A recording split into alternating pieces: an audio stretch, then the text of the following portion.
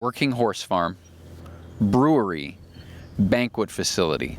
That combination makes sense to about 0.001% of the population. You are the star of that show. How do these three things, and maybe even other things that we haven't even seen yet today, how does that all work together? It ties together sustainably. So the horses, it's incredibly difficult to make money with a horse. And so you take the horse, and there's, of course, byproduct from a horse, which is great compost, and that works perfectly in our hop yards. The beer came back because the horse is somewhat of an attraction. People love to see a horse up close, but don't want the responsibility of owning one or having the knowledge to care for it. And so it becomes a tourist destination. And then when you capture your audience, then you have this product to go with it to support the experience. And we tie it all together with how we utilize our water, how we utilize our waste, and every one piece of this farm works hand in hand with the other. So even though from the surface it may not look like it works together, it works perfectly behind the scenes. You know, Craig, I'm realizing there's a ton of work involved in putting together beer, which I had no idea. We're out here. Tell me about hops. You need hops, and this is what I'm staring at in front of me to make the beer, correct? Correct. Hops are flavoring, hops are bittering, also a preservative, as mentioned earlier. Great flavoring. People are just chasing that next hop bomb or chasing that next juicy hop bomb Northeast beer, and without the hop, you're subject to so many market fluctuations, and we took ourselves out of that market fluctuation by growing the hop here on premise. So you, at some point, we were on the way down here, we were talking about this, at some point in your life, you lived in my old stomping grounds of Danbury, Connecticut. What brought you to Virginia? As a chef, I traveled up and down the East Coast, and I landed at one of the resorts in this area, and exploring organic farm to table. Back then we called it spa cuisine, and working at the different resorts, you got exposed to a lot of different opportunities. And this particular county has more of those producers than most places that I've lived as a chef. Now, Craig, you and Chris have done a great job taking us through the brewery here. Just try to encompass a day here. What happens on an average day here? Where do you start? Well, you start out, you're behind schedule by about 6 hours at about 5 a.m.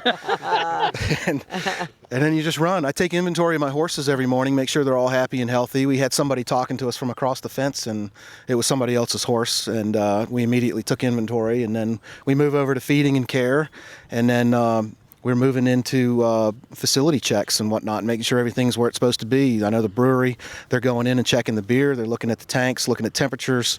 We're looking at inventory. We're looking at our day as on the horizon, who's coming to see us, and trying to just get ready for everything. And then we're watching the weather. We're watching the weather pretty closely. Do we have to water the hops, or is it going to rain? Or what care do we have to give to what area of the farm? And we forecast that 3 days, 3 weeks, and 3 months at a time. And with that plan, we pretty much stay on top of it. In the spring, it's pretty difficult. It's 7 days a week. And then once it tones down, once the sun gets higher in the sky, it gets a little bit hotter, we tend to slow down a little bit. So that's how it works from a behind-the-scenes perspective. But for the average person who's going to come here and visit you, what is this experience for them? Or do they come mostly for the banquet side, the horse side, the brewery side? Is it all three? We get a huge mixture. I mean, that's a great question. We have an audience from Washington, D.C. to North Carolina on our weddings. And then locally, we're having people that are in pursuit of that next flavor and then in pursuit of the horizon to see what's there next for their palates on beer. And when they learn that there's a place that is growing their own hops, many people haven't seen that. So that's an attraction to itself. And then we just captivate them and keep them here all day once they get here because of the farm experience. There's so much more to offer.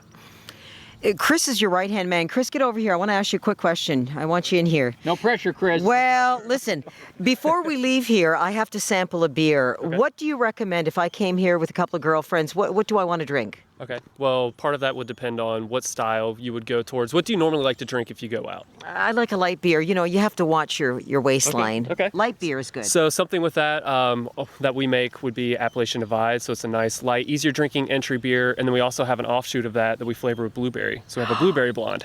Wait a minute. So do you put blueberries in it? Mm-hmm. Yes. Nice. Yeah, flavor of blueberries. Does it come with any dessert or anything more than that? Maybe just chocolate or? Dessert. Well, 'cause- you could get a blueberry bread pudding to go along with that. Well, that we see, this is it. Can we try? We'll have to try that on my way out. I like that. Yep. All right. And I'm not even sure which one of you to ask this question of. Maybe it's a tag team thing, because how many different brews are there right now inside? 16. 16. 16 made here, yes. Okay, what sets the 16 different ones apart? I mean, if I know it's a thing you can spend a lifetime perfecting, but for the layperson, what is it that makes this beer different from that beer?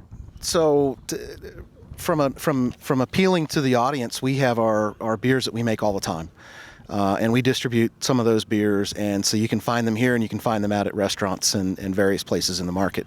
And then we have our experimental side where we get to just do whatever the heck we want to do and invent these new flavors, and that's where Chris jumps in and just comes up with just totally unique things that it's chasing that next hot bomb, it's chasing that next palate breaker, or something that's going to be an inspiring to the audience that's just going to come back again and again and again. You have to change. You have to keep your horizon a little bit different. And you want to appeal to a lot of different people, but then there's always those things that they can flash back to and say, hey, you know what, I had that Britch and Brown, or I had a Throat Latch, or a Night Latch, or any of the hop beers that we do. And then you can watch for a new release, and that release will be different, every other week. And there's always something new. So, Chris, is it like sometimes more hops, less hops? You throw in blueberries. I mean, is it like that, experimenting, and you see what sticks? Yeah. So a lot of the beers that we designed, we took a approachable aspect to it. We wanted to make it to where anybody could come in and enjoy it, from your novice craft drinkers to the heavy ones that want to try everything. So a lot of our mainstays, that's what we did. We took the approachable route. The more experimental side, it's just, let's see what we have. Let's see, why can't we put this and this together? We'll see what happens. So that's kind of how I take that.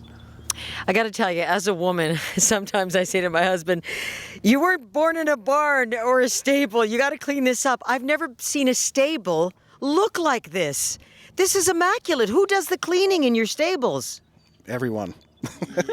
Now, what did you say? When I first saw you, you said that you could eat a grilled cheese sandwich, right? Out of the stall, that's right. Our standards are pretty high. We use a lot of... We even buy a insect called a fly predator, which keeps the flies out of the barn, which is a fantastic thing. And it's organic. And then we use lime, of course, and then we use these very expensive pine shavings. And then, new hay in the barn, too, will have a great honeysuckle smell. So all the horses that live with us also have their own barn outside, so they're pretty spoiled. So we don't have to worry about a big storm coming up or any of that stuff. Mm-hmm. And then when we bring them in... it's because people want to interact with them, and they also know it, so they love coming to the barn. But I think keeping it clean is important from an animal health standpoint as much as it is for the tourists and the visitors that are coming here. Now, when you say people want to interact with them, how much interaction is there? I can't ride one of these, can I? No, we don't let you ride them, but everybody, there's probably more selfies with these horses than anywhere on the East Coast. And then, they're pretty friendly. They like to tease you, and they'll jab at you a little bit with their mouths. They're looking for that next little snack, and we'll put out carrots. People can do that, and you'd be amazed how many people have never stood a foot away from a horse. And when you bring them into the barn with the stalls, it's a very protected environment, both for the animal and for the person viewing the horse. So it's an absolute perfect experience that's been created to be safe.